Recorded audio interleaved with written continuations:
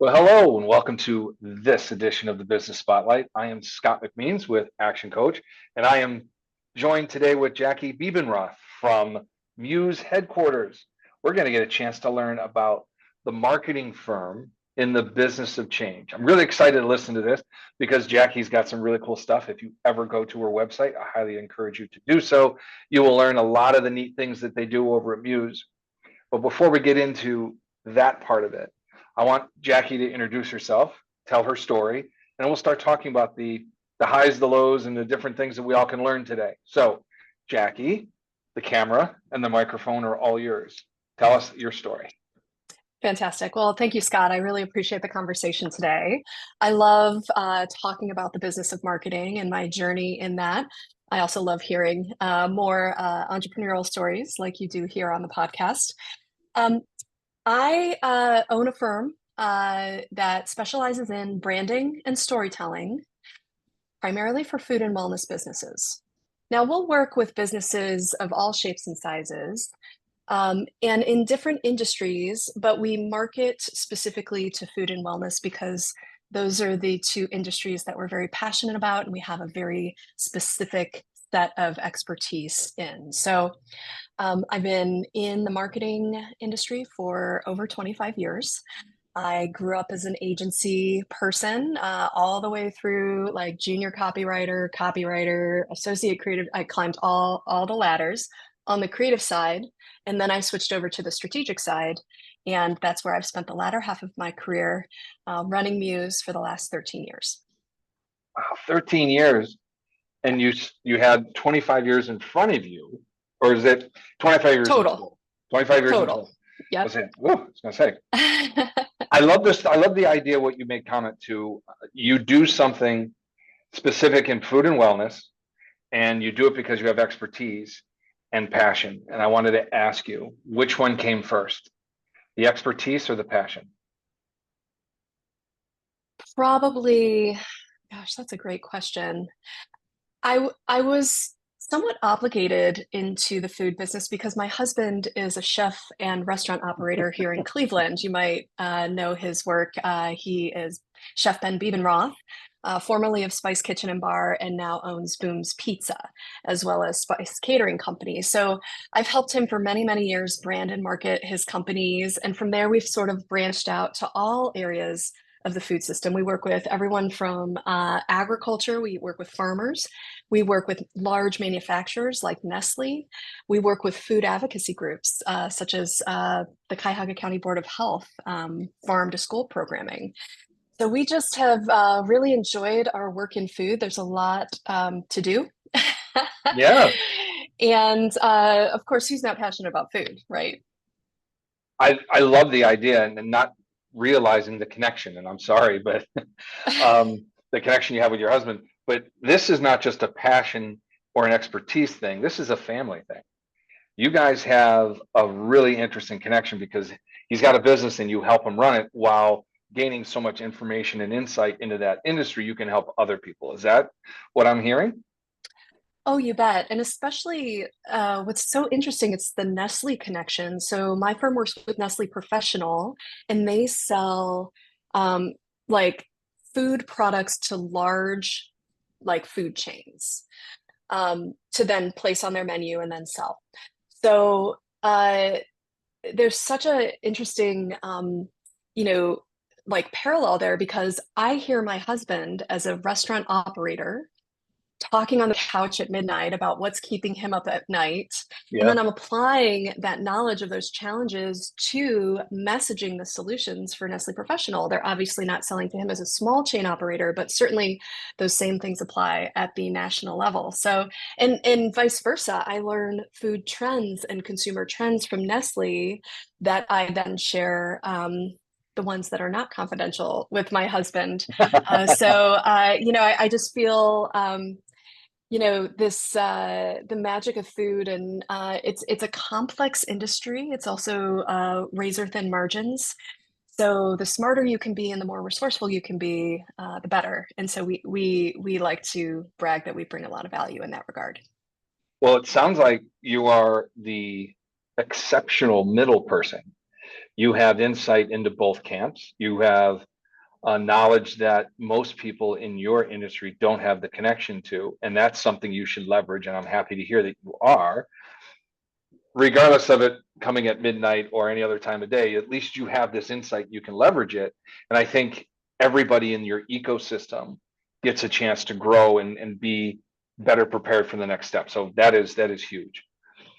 I was going to ask you, what's the unique element of Muse that separates you from somebody else, other than being this incredible middle person?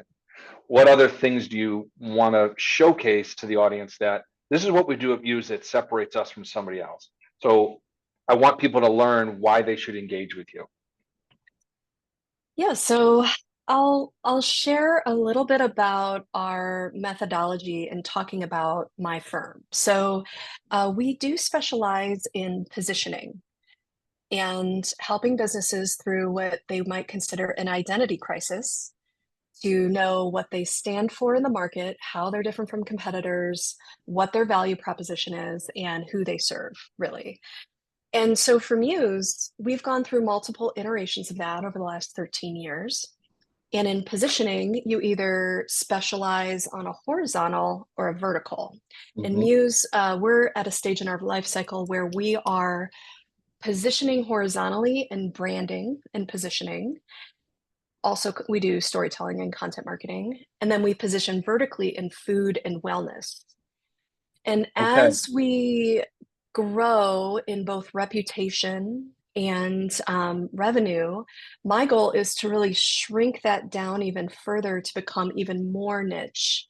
So maybe eventually we'll only be branding and we'll only be working with food companies, Okay. because that's where especially for service businesses, that's where we can elevate our price points because we're a true specialist. And I feel like we're taking the right steps to get there, but I'm not comfortable doing that just yet because our cash flow isn't in a position for us to be fully putting all of our eggs in that basket. Okay. Okay. There's a lot to unpack there, but I think you know this better than anybody else because this is the space you're in. The expertise that you bring to the table across, and I hate to use the analogy of a table, but you have this buffet table of all the things you're capable of doing.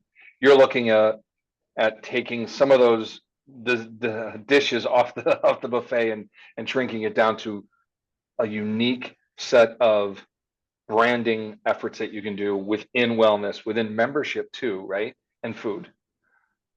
Yes, correct. And in doing that, so with that, when we were at the very beginning of our journey, we did everything for everyone. Yeah. You know, we were selling apples, pineapples, anything. If it were a fruit, we could sell it to you, right? And so I've been very intentional over time with not just allowing my passion and my interest to dictate what those specialties are, but also looking at the market. And the pandemic really brought that into focus very Mm, well.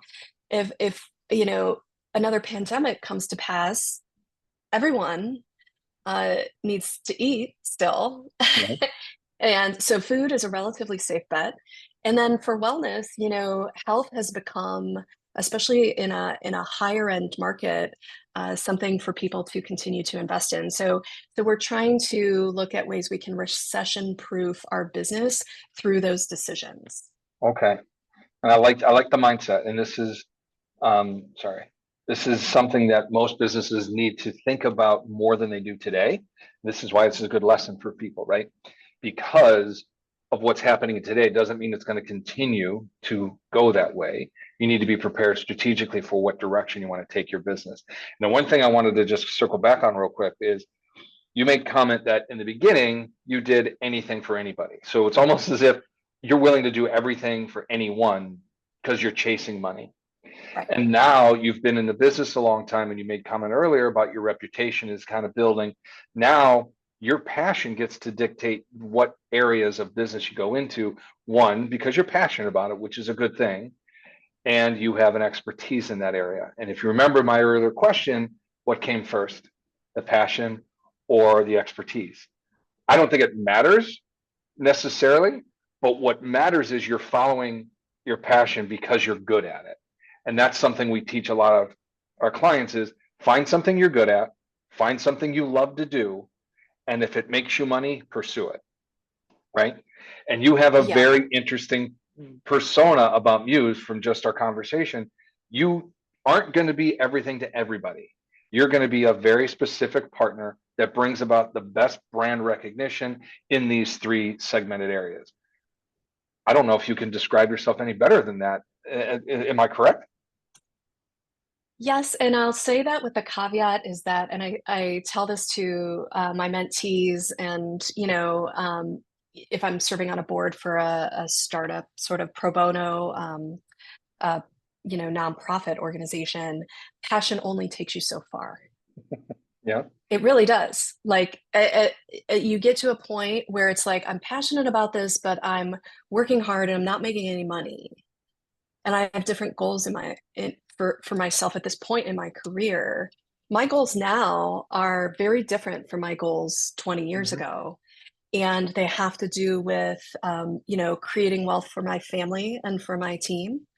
Um, my goals now have to do with making a greater impact in the world and helping my clients grow in a way that can create really exciting jobs and potential for other people. My goals have to do with driving change and innovation in the world, in a world that really needs it in some places, right? Mhm. So this is those goals can't happen without money. So we have to really like tune in to, you know, what drives revenue first, then we make considerations for how we accommodate these other things. So Okay. No, that's good. And I'm going to go back to your tagline as you're a marketing firm in the business of change, because you've just dictated your goals over the years have changed, one of which has been you want to pursue change and innovation. mhm. I think it's wonderful. So now we've kind of created this rose colored picture of what Muse is all about, right? I want to get a little bit further into it. Explain the culture or how it how your business operates. What's it like working at Muse? Well, I think my employees might have a different way to That's okay. describe it. I hope not.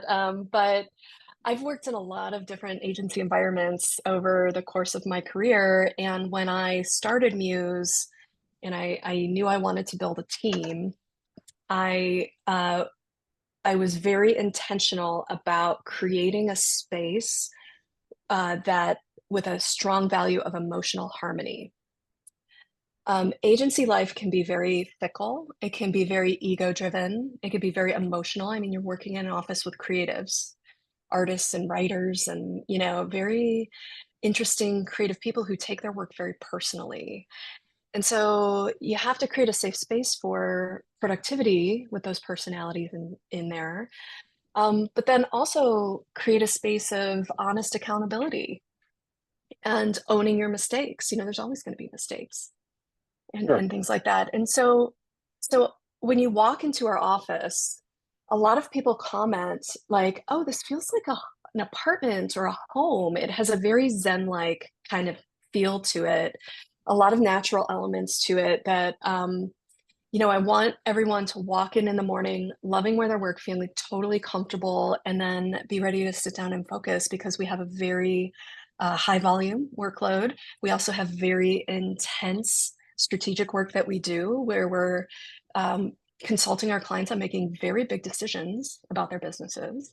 So that is all very serious business. So I would say to sum it up, you walk into our office, it's got a very calm vibe, but it also has this level of energy and intensity to it that I think drives our productivity and focus. So taking that into consideration, Jackie, how would you describe the way you motivate and keep your employees engaged within the structure of this calm vibe but energy riddled environment? I'll answer that in two ways. So the most surface level tactical way is because we specialize in wellness, we really integrate it throughout the culture. So every year there's a wellness benefit. and it's different. And I send out a survey because I want to know what people are interested in. So like last year, everyone asked for life coaching. So we had one-on-one life coaching quarterly and then group life coaching as well. So that was a benefit. This year, it's more about spa benefits and weekend getaways and things like that. The year before that, we had a Reiki practitioner come in and do energy work and Reiki on everyone. So just like maintaining sort of this commitment to mental and physical Mhm. wellness. We now have Wellness Wednesdays, where our office manager is also a certified nutritional coach, a health coach. And so she does a 30-minute lunch and learn type presentation every other week. Um, Wow. so that's all surface level stuff. I do believe that it is a leadership requirement to show up and bring the energy. And to be honest, I struggle with that a lot, especially on years where I've just had a lot of weight on my shoulders. And, I sometimes don't wear that well. So I'm really working in trying to be very conscious about the energy that I bring into a room when I sit Sure. down with my team. Um, but I if I were to give myself a grade about it, I think I'd give myself about a C plus. Okay. Well, sometimes you are your worst critic, and I Sure. would doubt your team would give you a C, because if they gave you a C level grade, they wouldn't want to work with you anymore. So think of it this way, Sure. right? People don't want to work with somebody that they don't like, trust, or know well enough to keep working with them. And if they would give you a C, they're not going to work there very long. So kudos to you for having this environment. I think it's wonderful. I think you need to give yourself a little bit more grace. Okay. Thank you. Well, the proof is in the pudding. You've got how many employees working there with you? There's 8 of us total. Okay. And when was the last time somebody left? Uh, yeah, like a Yeah. while ago, and it was for family reasons, not, Understand the work pudding. I just reasons. under Yeah. Granted, you probably wouldn't eat pudding because of your wellness connection, but Right. understand the pudding I just put in front of you, right? It's Sure. part of the culture, and whether you are doing what you believe is the right level, your team recognizes what you do. But I will caution you, and the fact that you're self-aware, sometimes you don't bring enough energy. It's great that you recognize it. Recognition is step one. Step two is learning about and how to go about change, right? So Right. get yourself in that position. But that's a great lesson learned for you and the audience to learn. Okay, a leader doesn't always have to be on their A game because the team will support them. But recognizing that you're not at the level you want to be is step one. Step two is getting yourself to that next level. So, Yeah, you're absolutely right. okay. So, what are the other challenges that you think? Let's go to the positive side, right? Give me a challenge, Jackie, in the last 6 months to a year that you have overcome, that you and the team are proud of because you came together and you were able to solve this problem. Hmm. I'll share. This is one of my favorite sort of fail forward I love stories. it. And it happened within the last 3 years, but we're still working through it. But when we first decided to go into wellness, we did so because of passion, and because we want to make more of an impact in the world, and we feel like if we work with more wellness clients, we're helping them make an impact. So I decided to really like fine tune that positioning and go after a specific area of the market, functional medicine. On paper, Okay. this functional medicine, these holistic doctors, these independent practices are popping up all over the place. And it's a huge trend coming from west to east. It's specifically kind of settling in here in the Midwest. There's millions and millions and millions of dollars going into this specific segment of the wellness industry. Also, these folks are at the center of a lot of wellness services and products that we also can be marketing and promoting. Okay. So we thought it was a really smart move So I had some extra PPP funds from the pandemic, and I decided to invest a lot of money in a proprietary study around financial medicine patients in order to create a lead capturing, lead driving type of content piece. Okay. Very common in B2B marketing. So we're following our own advice. We're going after this market. It looks great on paper, and we got one client that stayed with us for 12 months and just like bust into flames and left terribly unhappy. We had two other clients that couldn't afford us, but we tried to work with them anyway, didn't weren't able to bring them any value. Not to mention the fact that all of these people that we talked to in the prospecting stage and who became clients, they didn't want to hear our expertise. And I don't know if this is doctors generally, but they're very smart people and they think they know what they're doing. Hmm. So they weren't looking at us as the consultants that we are, and they were instead saying, you need to do this, this, and this. And we're not, by our very nature, we're not just really order takers, right? We also didn't offer the service that they actually needed the most, which is digital marketing. We do not do digital marketing. Um, we tried to piece it together, invest in some additional resources, and it just didn't work. And I tell you, I must have it. I want to say over $50,000, time, resources, money, Yeah. advertising, losses right out the door. And I just had to kind of show up and evaluate the sunk cost bias in that. Like, do we Yeah. just like white knuckle it and keep going, or do we just cut our losses now and move ahead without it? And if you go to our website, you can still find our functional medicine report, and we still get some people coming there, but we do not actively go after that market unless there is a very specific need for exactly what we do. Okay. So, So the lesson that you learned is don't buck heads with your clients. right. And when the services they're requesting are not what you offer, there is no way to align it. Just step away. Step away. And Okay. we were in the yes and kind of Hmm. mindset because we were so committed to targeting and really building that base. We set it as a big, hairy, audacious goal. We Love it. wanted to hit those marks. And we were so committed to the goal. We ended up making all kinds of compromises to our process and our model that really shouldn't have been done had we known more about that decision up front. Well, I appreciate the vulnerability and the candor by which you spoke this story. But it's a great lesson. And I think a lot of small businesses, especially those that are in that 2 to 3 year trying to get their way above water, don't don't chase things that aren't yours, right? Right. And especially the one thing that you it may have been snuck in the side, but it's not a hidden statement. You said when we got off of our process and off of what we do to accommodate something else that we were unsure about, that's where things went awry. Okay. The lesson is know who you are, know what you're good at, and pursue that with the passion that it comes with. But you'll attract people to that as opposed to trying to put that square peg in the round hole.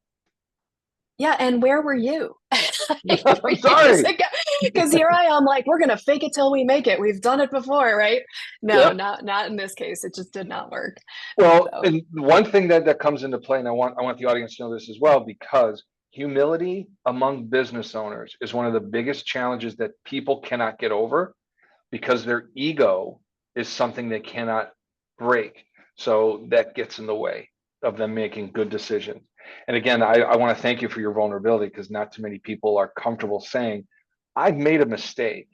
But the ones that admit they made a mistake, they're the ones that own their situation and they're responsible for the stuff that takes place. And now they can learn from that and move forward. That to me is the most important part of anything you can do as a business owner is learning from your mistakes and moving forward. So let's go on the positive side. What's the best, most incredible opportunity sitting in front of Muse right now that's going to make you reach your goal, make you feel good, comfortable, warm and fuzzy, all those great buzzwords in the next year to 18 months? What is it that Muse has got on the docket? Um, we have a dream team. And this is the first time in my career where I've really like honestly, I've always worked with really strong, elite, sophisticated marketers, right? And I this time, like now that we have this, I feel like I'm working with a full deck of cards, is basically what I'm saying. Love it. Like I've had those people, but now I've been able to afford more of them. And now we are really well positioned to serve clients more strategically than ever and lean into this idea that we help businesses create change to stay relevant in the world. And that has to do with our expertise and process in brand refresh and positioning. It Yep. has to do with our storytelling expertise and helping to communicate that change both internally and externally. And it's a very unique place to be, um, because I don't know how much you know about the marketing industry, but there's this fear, I think, happening amongst myself and my colleagues that the production level work, the tactical level work, is being sort of swept under the rug by AI. Yeah. And so the agencies that are going to compete in the future, I believe, are going to be the thinkers and less of the doers, because the doing is starting to become easier and more efficient. I'm not saying that's a good thing, and I'm not saying that Mhm. that is a replacement or an alternative for really talented people, but it is a reality, and we just have to stay ahead of it. So strategically, we're I just this year I hired a director of operations and strategy. I have an exceptional Outstanding. brand strategist on board. My account team has been mentored for years, and they are solution providers. Clients show up like, "This is what keeps me up at night. How do I solve this?" And they're like, "Okay, here's what you do." Kind of. Love it. I So, love the way they're not sales reps, they're not account managers, they're not customer service reps, they are solution providers. That's a mhm, great title to give somebody because it sets them up for what the expectation is. I'm not here to sell you, I'm here to solve a problem. right, right, Awesome. exactly. Yeah, and that's Awesome. hard. It's hard to scale.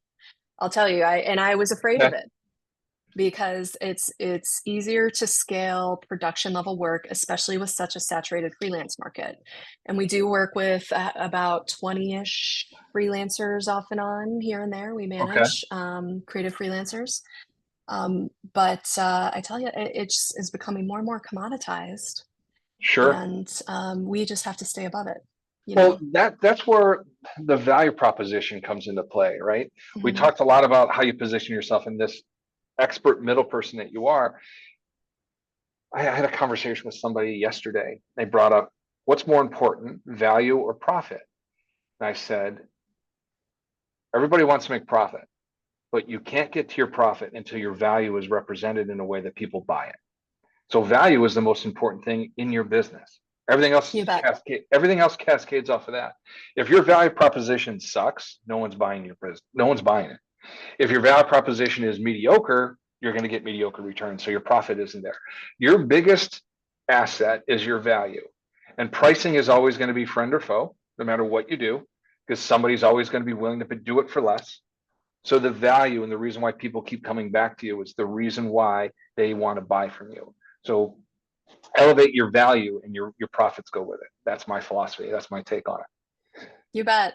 And it is, we encourage our clients to really understand the perception of value, Yes. because they might define value in a very different way that their customers do. And so we do a lot of surveying and things like that to identify perceived value first and then align it with real actual value. 100%. Yeah. 100%. I have one final question for you before the time goes out on us, okay? Hmm.